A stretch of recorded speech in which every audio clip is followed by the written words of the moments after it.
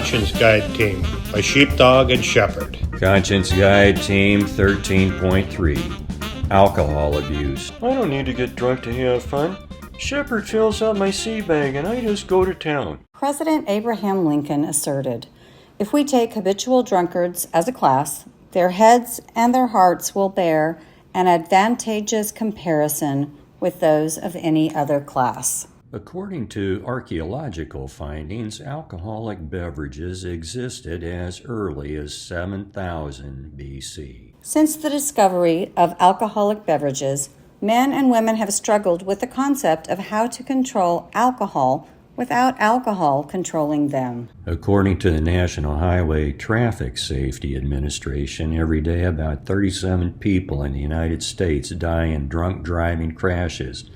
That's one person every 39 minutes. According to Antonia Abbey, Ph.D., sexual assault is extremely common among college students.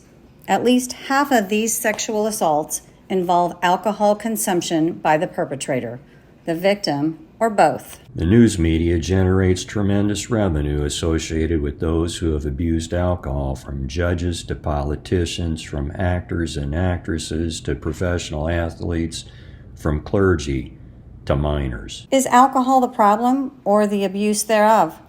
Have we forgotten the wisdom of our mothers? It's all fun and games until somebody gets hurt. Have we forgotten the wisdom of sober sailors?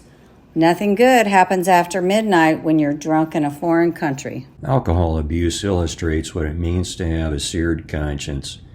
When someone habitually abuses alcohol, he or she ignores the promptings of their conscience to either stop before intoxication or not start drinking at all if they are addicted to alcohol. The negative consequences of alcohol abuse would fill a black hole in outer space. Vehicular fatalities, suicides, homicides, rapes, sexual assaults, gang violence, fraternity hazing, fetal alcohol syndrome, domestic violence, child abuse, underage drinking, health issues, robbery, degraded military readiness. Although regarded as a myth, the rape of Lucretia represents one of the most horrific accounts of how an alcohol-fueled gathering led to the rape and eventual suicide of Lucretia, a woman of virtue. At a dinner gathering, husbands drank to excess and started boasting about their wives. A man named Calatinus asserted that no one approached the worthiness of his wife, Lucretia. The other husbands scoffed at such an assertion. Consequently, they all agreed to visit each of their respective homes and judge for themselves. Finally, they arrived at the home of Lucretia. The son of the last king of Rome coveted her. When the husband of Lucretia departed from home, the son of the king of Rome appeared and received gracious hospitality from Lucretia. The son of the king waited until everyone was asleep, and then he raped Lucretia at sword point. Violated and distraught, Lucretia sent for her father. Her father, husband, and others arrived. Sobbing, she recounted what had happened in her own home. She pleaded with them to avenge her honor.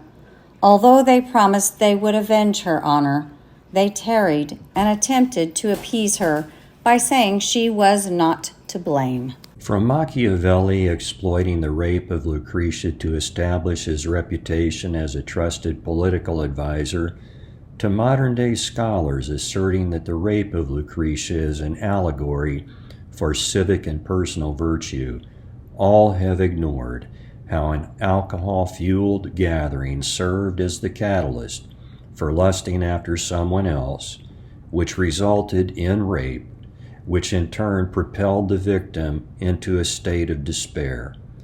The victim, sensing reluctance on the part of those she trusted to avenge her honor, thrust a dagger into her heart. For those who value truth and virtue, ancient wisdom literature represents a treasure trove of wisdom. For example, the book of Proverbs states, "As a thorn goeth up into the hand of a drunkard, so is a parable in the mouth of fools. The great God that formed all things both rewardeth the fool and rewardeth transgressors. As a dog returneth to his vomit, so a fool returneth to his folly. Seest thou a man wise in his own conceit? There is more hope of a fool than of him. What say you? As you reflect on your life, have you been a drunken fool? Have you ignored the promptings of your conscience and returned to folly? How many Lucretias have you left in your wake? Special acknowledgement to our references. Special thanks to voiceover artists Sharon Kay and Rick. Content consultant Ed. Thank you for watching our presentation on matters pertaining to conscience. Please subscribe and offer your comments. Produced by Sheepdog and Shepherd, aka M. Gilbert Steiner, author of The Short Man of Nuremberg.